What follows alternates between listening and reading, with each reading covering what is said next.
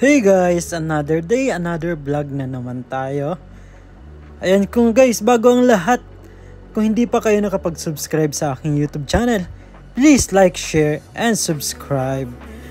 Ayan nga, nandito nga ako ngayon gabi sa UP Diliman. At ang aking goal ay magpapayat. So medyo overweight na tayo, kaya kailangan muna natin magpapayat. Ayan, so papawis muna para hindi tayo maging high blood.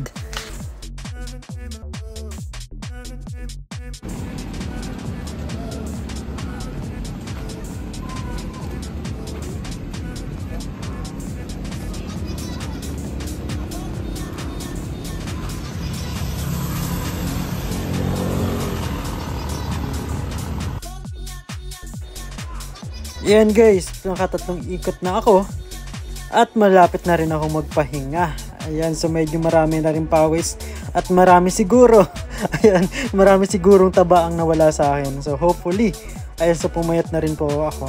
Ayan, ito yung goal ko ngayong 2025, yung medyo pumayat lang, hindi naman totally na pumayat. So ayan. So guys, bago ako tapos yung aking video, hindi pa nakapag-subscribe, please like, share, and subscribe sa aking YouTube channel. So maraming salamat.